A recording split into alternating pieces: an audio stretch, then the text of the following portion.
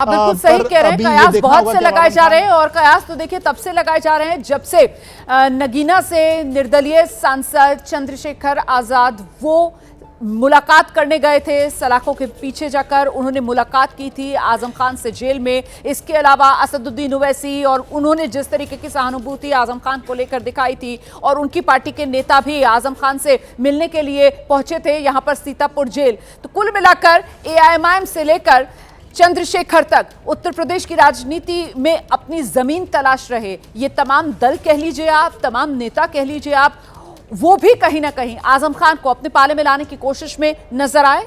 विवेक जी बिल्कुल, देखिए 2027 का चुनाव सामने है और 2022 का भी जब चुनाव था तब भी हमने देखा था कि तमाम जिन नेताओं का आप नाम ले रही हैं, इन नेताओं ने अलग अलग गठबंधन या अलग अलग दलों के साथ गठबंधन करने की कोशिश करी थी। चंद्रशेखर की बात की जाए, चंद्रशेखर की बात शुरुआती तौर पर समाजवादी पार्टी से हो रही थी, पर वो बाद में फिर राष्ट्रीय उलमा काउंसिल और पीस पार्टी के साथ उन्होंने अपना गठबंधन बनाया क्योंकि उनको उत्तर प्रदेश में न्यू तलाशनी थी अपनी। असदुद्दीन ओवैसी और राजभर को लेकर के कहा जा रहा था कि राजभर असदुद्दीन ओवैसी की जो पार्टी है, इसके अलावा पल्लवी पटेल, ये तमाम लोग एक साथ आएंगे। हालांकि बाद में ओम प्रकाश राजभर सपा के साथ चले गए और असदुद्दीन ओवैसी पल्लवी पटेल की पार्टी के साथ उन्होंने एक जो अलायंस है वो किया। सबको पता है कि उत्तर प्रदेश में आजम खान का एक अपना अस्तित्व है, एक अपना वर्चस्व है और मुस्लिम वोटरों में एक अच्छी पकड़ है उनकी। तो सब कहीं ना कहीं इस बात की कोशिश करेंगे कि 2027 में अगर उनको आजम खान का साथ मिलता है तो उनके लिए स्थितियां बेहतर होंगी। और देखिए एक बार फिर से एक जगह पर यहाँ पर लोग पहुँचे हैं, लोग आजम खान से मिलने की कोशिश कर रहे हैं और शीशे कुछ खुले हैं और गाड़ी धीमी हुई है और आजम खान यहाँ पर लोगों से मिलते हुए यहाँ पर दिखाई दे रहे हैं। हालांकि गाड़ियाँ बहुत देर तक नहीं रुकेंगी और गाड़ी धीरे धीरे बढ़ती हुई दिखाई दे रही है और ये कुछ लोग जो जिनको जहाँ जहाँ रोक दिया गया, जो लोग जहाँ जहाँ रुके वो वहीं पर आजम खान का इंतज़ार कर रहे थे और अब फिर यहाँ पर कुछ लोगों से, दर्जनों की संख्या में लोग थे जिन लोगों से मिलते हुए फिर आजम खान आगे बढ़ते हुए यहाँ से दिखाई दे रहे हैं। तो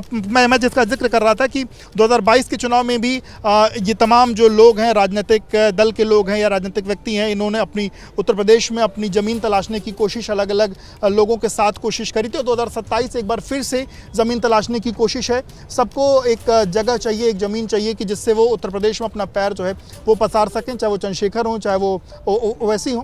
और उसी कड़ी में ये जो मुलाकातें हैं या ये जो तमाम जो बयान बीच बीच में आ रहे हैं वो भी हैं, पर सारी जो गेंद है वो सब कुछ आजम खान के पाले में है। आजम खान किस तरफ इशारा करेंगे, आजम खान की नजरें इनायत किस पर होंगी, ये देखना होगा। अगर वो बसपा की तरफ जाने की जो उनका जो झुकाव है वो अगर देखने को मिलता है तो क्या बसपा मजबूत होगी या बाकी उसका बीजेपी पर क्या इम्पैक्ट होगा, सपा पर क्या इम्पैक्ट होगा, ये सब कुछ आने वाला वक्त बताएगा। पर सबकी निगाहें आजम खान पर टिकी हैं कि वो पहले शब्द क्या बोलते हैं और ये जो तमाम कयासबाजी चल रही है उस पर वो कैसे विराम लगाते हैं या उस पर उनके बयान क्या बल देते हैं। जी आप रहिए मेरे साथ विवेक, मैं लौट रही हूं आपके पास। देखिए आजम खान की रिहाई को लेकर राजनीतिक बयानबाजी लगातार जारी है। बीजेपी की नेता हैं अपर्णा यादव जो मुलायम परिवार की छोटी बहू भी हैं।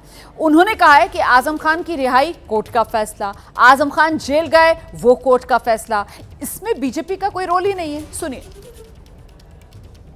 हमारे साथ बातचीत करने के लिए हैं बीजेपी नेता अपर्णा यादव जी।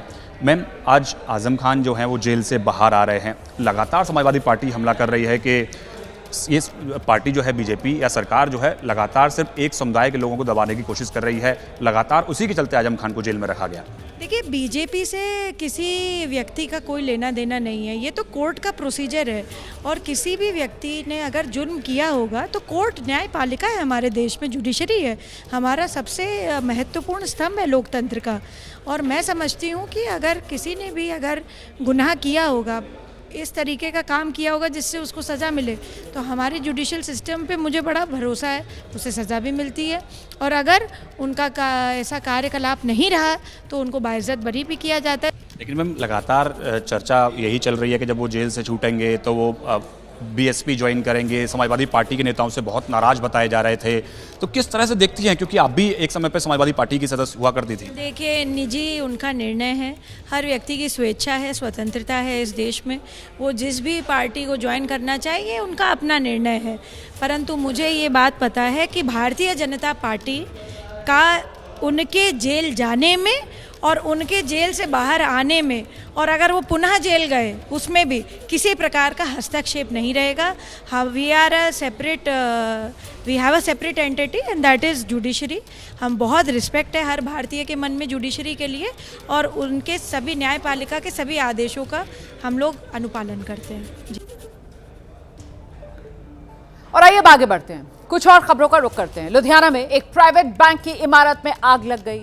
ये आग तीसरी मंजिल पर लगी और कुछ ही पलों में आग बेकाबू हो गई, पूरे फ्लोर पर फैल गई। वीडियो दिखाती हूं मैं आपको। इमारत में आग लगी हुई है। सूचना मिलने पर फायर ब्रिगेड की कई गाड़ियां मौके पर पहुंची हैं। आग को बुझाने में देखिए कड़ी मशक्कत यहां करनी पड़ी। किसी तरीके से बाद में इस आग पर काबू पाया जा सका। इस हादसे में बैंक का फर्नीचर और कुछ दस्तावेज जलकर नष्ट हो गए हैं। आग लगने की वजह शॉर्ट सर्किट बताया गया है।